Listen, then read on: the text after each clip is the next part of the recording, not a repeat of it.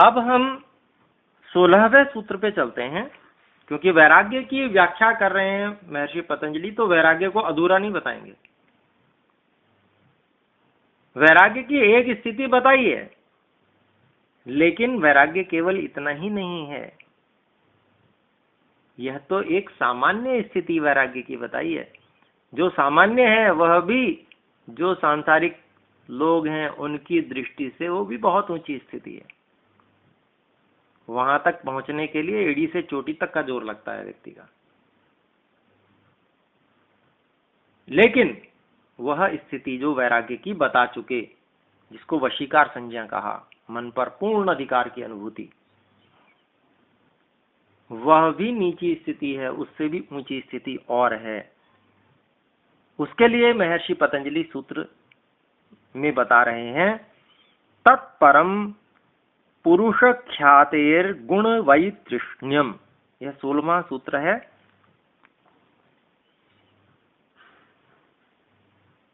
और इसमें महर्षि पतंजलि बता रहे हैं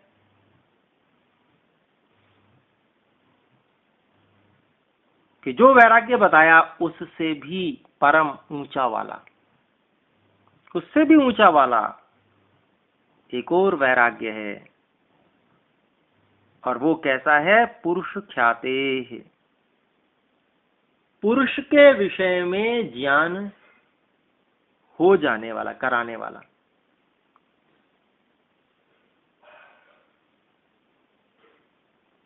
और पुरुष के विषय में ज्ञान हो जाने से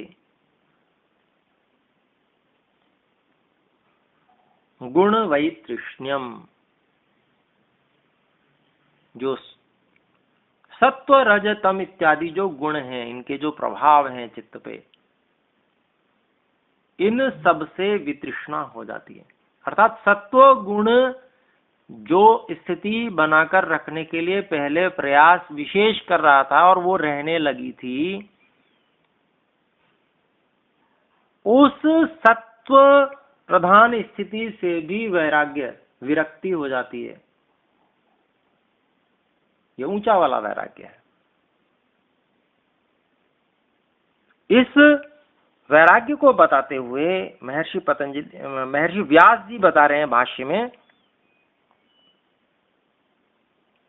कि जिसने उस नीचे वाले वैराग्य को प्राप्त किया है, अर्थात कौन सा वो वैराग्य है?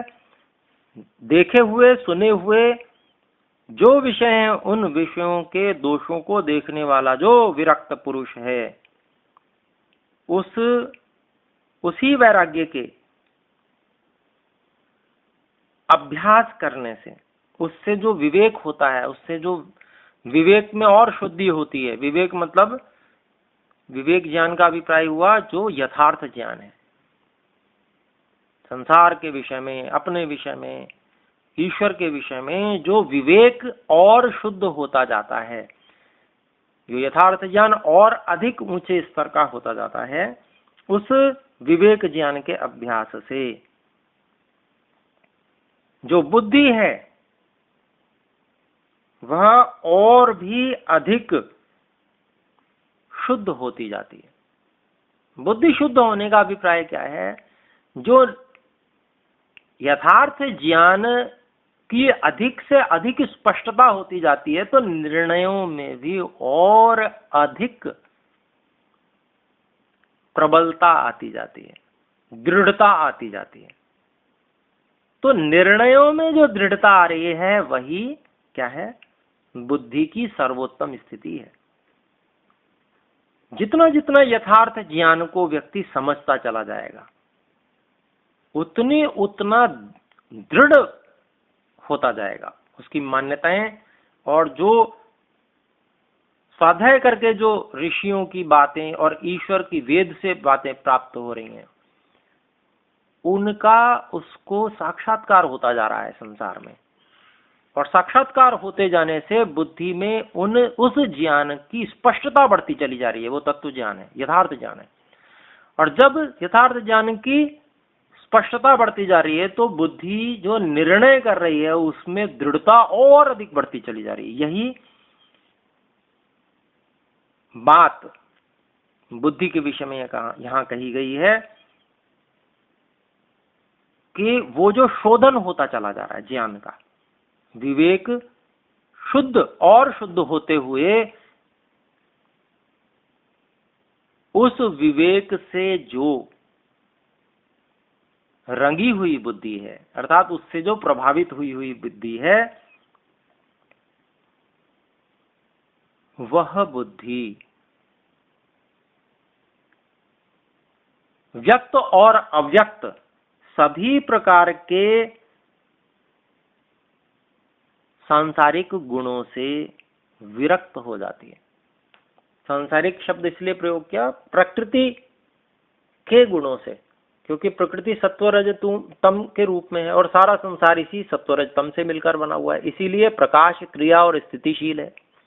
हर जगह हमें प्रकाश, क्रिया और स्थिति, इन तीन चीजों का संयोग मिलेगा। संयोग में ये मात्रा अलग अलग हो सकती है, कहीं प्रकाश अधिक है, क्रिया थोड़ी कम है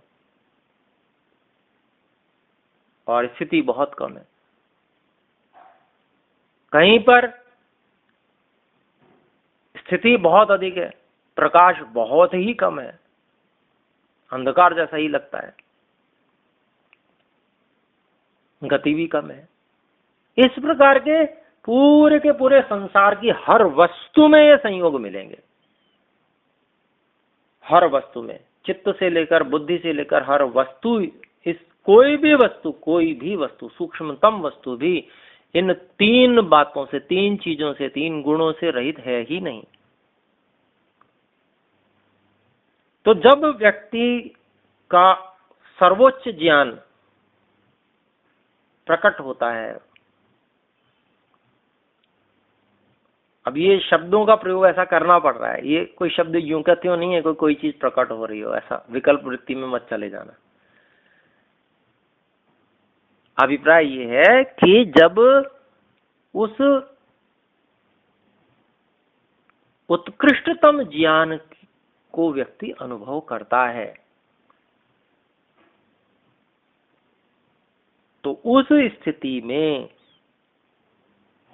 वह योगी व्यक्ति इन त्रिगुणात्मकता से, सत्व रज तम से ही वैराग्य को प्राप्त कर लेता है, उसी से विरक्त हो जाता है, प्रकृति से ही वैराग्य को प्राप्त कर लेता है। आकर्षण नहीं रह जाता प्रकृति में बिल्कुल भी। बहुत सूक्ष्म स्थिति है ये, और इसी को ऊंचा वाला वैराग्य कहते हैं। तो ये जितने साधन है ना, जितने सूक्ष्मतम साधन है, बुद्धि सब सूक्ष्मतम साधन है ना, यद्यपि ये सर्वोच्च सर्वोत्तम निर्णयों को अत्यंत दृढ़ कर देती है, लेकिन है तो वो भी त्रिगुणात्मक, उसका भी साक्षात्कार हो जाता है, समझ में आ जाता है और उससे भी विरक्त हो जाता है। और फिर इससे बाद की जो स्थिति है वह इस ऊंचे ज्ञान का फल मात्र है, ऐसा कहा जाता है। ये जो सब घटित हुआ है, इससे आगे की स्थिति इसी का फल है। ये जो इतना पुरुषार्थ किया गया, इसमें कोई कम बल नहीं लगता है, बहुत पुरुषार्थ, बहुत समय और सूक्ष्मतम चिंतन वहां पर रहता है, तब जाके ये स्थितियां प्राप्त होती हैं। तो वो स्थिति कैसी होती है, स्थूल रूप से भी बताना आवश्यक है।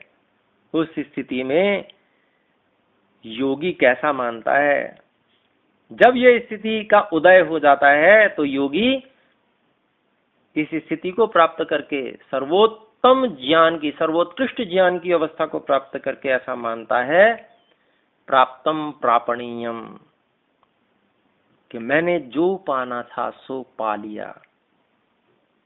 क्षीणः क्षेतव्याः क्लेशाः, जिन क्लेशों को नष्ट करना था उनको मैं नष्ट कर चुका हूं। छिन्नः श्लिष्ट पर्वा भव संक्रमः, ये जो जुड़ी हुई पोरियों वाली, जैसे गन्ने की पोरी होती है ना, एक पोरी फिर दूसरी पोरी उसी से जुड़ी रहती है, फिर तीसरी पोरी जुड़ी रहती है, बीच बीच में क्या है, गांठें हैं। तो ऐसे ही ये जन्म और मरण के बीच की गांठें हैं, और फिर अगला जन्म शुरू हो जाता है, वो एक पोरी है, ऐसा समझना चाहिए। तो कहते हैं कि ये जो जन्म मरण की पोरियां चल रही हैं, एक के बाद में दूसरी पारी चल रही है। जन्म मरण की जो जन्म होता है, फिर उसके बाद में कुछ समय चलता है, फिर उसके बाद में मर जाते हैं, मरने के बाद में फिर जन्म हो जाता है, फिर उसके बाद कुछ समय चलता है, फिर मर जाते हैं। ये जो जुड़ी हुई पोरियों वाली जो संसार की गति है मेरे लिए, वह मैंने काट दी है। अभिप्राय ये हुआ कि अब यह मुझे दोबारा जन्म नहीं लेना पड़ेगा। ये उसकी अनुभूति होती है उस व्यक्ति की। ये मोटे रूप में सामने अनुभूति को बताया जा रहा है। आंतरिक अनुभूति जो होती है वो तो अत्यंत उत्कृष्ट होती है। तो इसको स्पष्ट रूप में कहा कि इसके कट जाने के बाद में जो मरकर जन्म लेना, जन्म लेकर फिर मरना, ये सब होना बंद हो जाता है। और फिर कहते हैं ज्ञानस्यैव पराकाष्ठा वैराग्यम। वैराग्य है क्या, अर्थात ऊंचा वाला वैराग्य है क्या? ज्ञान की पराकाष्ठा, सबसे ऊंची स्थिति जो ज्ञान की है वही वैराग्य है। और इसी ही का फिर न रुकने वाला फल, अर्थात इसके बाद में पक्का मुक्ति हो ही जाएगी, रुक नहीं सकता। फिर तो ऐसी स्थिति होती है जैसे पहाड़ के ऊपर से पत्थर शिला को लुढ़काया तो वो नीचे आके ही रुकेगा। धड़ा धड़ धड़ धड़ धड़ धड़ धड़ाम हो जाता है ना हमको, जैसे हमने देखा कभी पहाड़ पे गए हो, कोई चीज पत्थर गिराया। तो ठीक इसी प्रकार से जब वैराग्य तक पहुंच गए उसके बाद में तो जैसे पत्थर लुढ़क रहा है ना, वैसे मोक्ष तक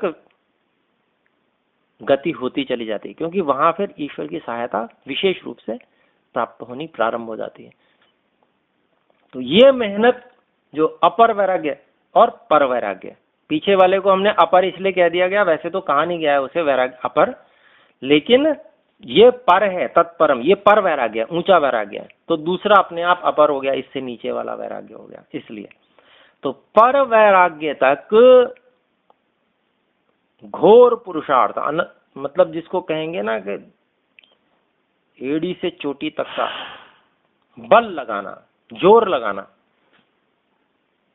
ये बहुत आवश्यक है। और वही अभ्यास का फॉर्मूला है अपना। दीर्घकाल पर्यंत नैरंतर्य, निरंतरता पूर्वक, सत्कार पूर्वक, अर्थात तपसा ब्रह्मचर्येण विद्या श्रद्धया, तप से, ब्रह्मचर्य से, विद्या से और श्रद्धा से इस अभ्यास को अपने लोगों को करना है। तब जाकर हम इन ऊंची स्थितियों को अनुभव करने की स्थिति में आ पाएंगे। पहले तो हमें दृष्टानुश्रविक विषयों से ही वितृष्णा करनी है, उसके लिए बहुत जोर लगाना है, प्रयास करना है, समझना है सारे विषयों को। तो ये बहुत आवश्यक है। तो समय हुआ, इतना ही रखते हैं।